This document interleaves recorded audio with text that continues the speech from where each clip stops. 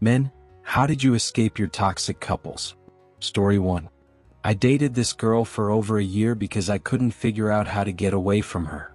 She was excessively jealous, and any discussion about my unhappiness in our relationship led to accusations of cheating, which inevitably turned into violent outbursts, punching, kicking.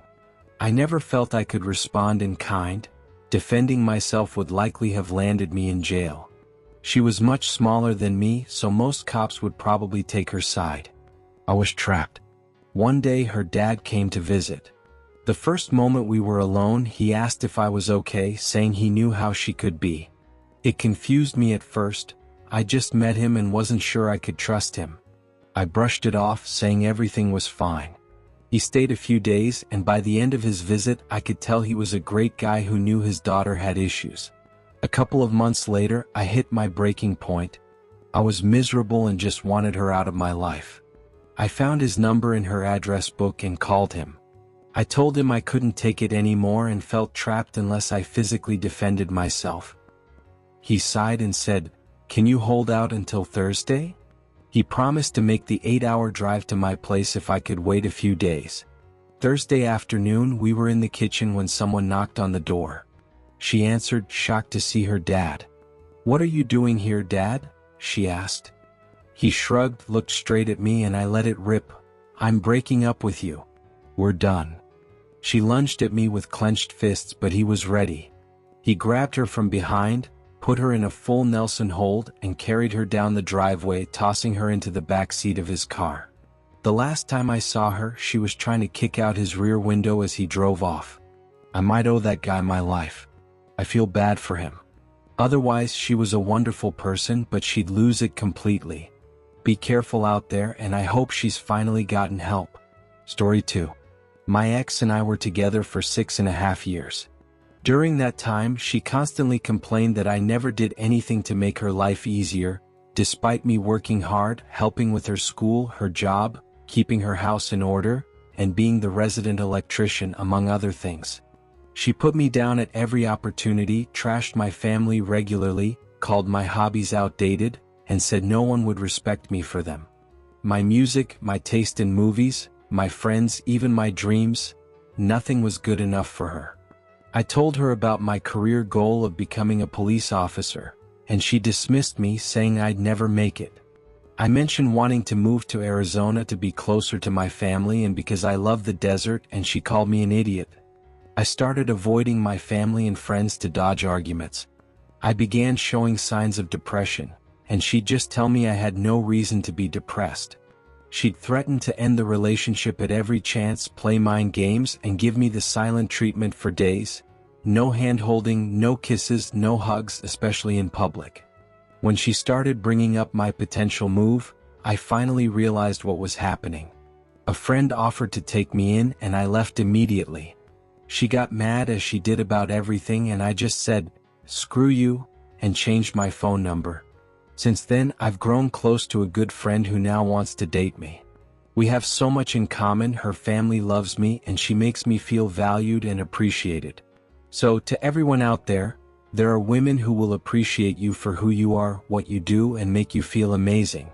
Keep your head up, and don't let anyone stand in the way of your dreams or who you are. Story 3. I'd classify my ex as emotionally manipulative and abusive. It ended when she cheated on me and denied it when I found out. She lied to both our couple's therapist and me for months. I finally decided I'd gotten all I could from our therapy sessions and cut off all contact with her, blocking her everywhere.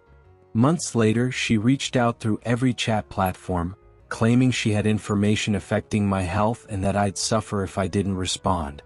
I took the bait, and she told me, 1. She supposedly had hepatitis C, doubtful as it's rare to contract in hospitals. 2. She'd visited our therapist, who now supposedly agreed I was to blame. Obviously a lie, since I'd seen the therapist a week earlier for a solo session, and she mentioned not having seen my ex in months. 3. She was now seeing 2 other therapists who agreed I was the villain or whatever. During our conversation, I told her I thought she was dangerous to me. Afterward, she contacted mutual friends on Facebook, telling them I didn't support her during her crisis. Several, mostly those who only knew me as her boyfriend, turned against me. No big loss. I got tested for STDs just in case, came back clean, and I haven't heard from her since. Story 4. My sister's partner was abused by his girlfriend for 10 years. The only reason he left was because two of his friends literally kidnapped him to save his life. She nearly killed him twice. Once by smashing a marble cutting board over his head and another time trying to castrate him with a knife. He was so terrified to leave the house that he stitched himself up with fishing line. His friends took him to the countryside, and while he hasn't fully recovered, he realized he could survive on his own.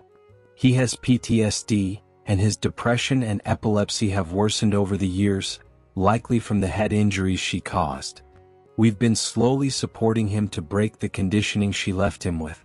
He apologizes for everything even when it's not his fault. He's improved in the years I've known him and has been a huge support for my sister after she lost her husband. She appreciates his selflessness, loving nature, and the joy he feels being loved without cruelty. Being happy and loved by someone who truly deserves you is everything. Story 5. My ex was a fighter, meaning her emotional response to almost anything was to get angry and argue. Some examples: I had a bad day at work? Fight over dinner. Flight delayed? Here comes a text argument. She didn't like the music playing at the gym? She'd start a fight with me. She'd even argue about music in public places. She loved debating and would dissect not just every word I said but the inflection of each word. The topics could be anything. She was a master at finding one minor detail and picking at it until she'd spiral into a rage. It became too much when I started having anxiety attacks and hand tremors. I was trying to pre-plan every conversation to avoid saying anything that'd set her off. It was like a switch flipped. One minute I was humiliated, trying to escape another argument. The next I calmly said, "That's enough. I can't do this anymore," and hung up the phone. I haven't spoken to her since. I ended up in jail because of her. She bit my face and scratched my arms. Both of us were bleeding and the police were called. They took her away, but she accused me days later because she was smaller than me. I had a terrible lawyer and had to take a plea deal, spending 5 days in jail after a tour in Afghanistan. After that, I moved back in with my parents, restarted at a community college, finished my bachelor's in arts, and later got a master's in education. I moved to a new state and my life is great now. I wish I'd known how to get out sooner and with less damage. Story 6. She came into the relationship complaining about an ex, and it ended with a healthy, meaningful conversation with friends about psychiatric struggles and love. I broke down in public, grabbed my things and left with my family immediately after. I tried going no contact and it worked for a while. The problem? She was part of my church community, so after enough polite interactions I started talking to her again. Huge mistake. I didn't fully cut her out until she began threatening self-harm again months later. That's when I hung up the phone and called the police. This was a week after I had to escort another friend to her car because my ex had terrified her. My ex stormed out of my apartment, screaming and throwing my stuff because I wouldn't walk her to her car while I had 2 pots of food on the stove. Then she lurked outside for an hour and a half. Why the hell I let that undiagnosed, toxic human pustule back into my life is still a mystery to me. Story 7. My first girlfriend was very abusive. I tried breaking up with her after a few weeks, and she harmed herself in front of me to prove how much she loved me. I was 15 and terrified. We ended up dating for 2 years because she threatened to hurt herself if I left. I was in a bad place due to my mom's gambling issues and was homeless for a few months. My ex tried to make me completely dependent on her. When I finally ended it and cut all contact, she'd already moved to a new school the week before. She stalked me for years and told people I raped her, even though we never went beyond kissing. I lost a lot of friends because of her lies. The last contact I had with her was when I was in Iraq, and my mom had just passed away. She sent me a Facebook message offering condolences for my mom's death. I didn't even know she died. She even sent flowers to the funeral. She terrifies me. Story 8. We're talking about verbal and emotional abuse here, right? The simple answer is I let her go, risking that she'd harm herself in retaliation. She used breakups and veiled threats of self-harm as tools to guilt and control me. She drove away all my friends and barely let me talk to my roommate, a guy I consider my brother and probably my best friend who lived next door. She constantly belittled my friends, especially female ones, escalating to harassment.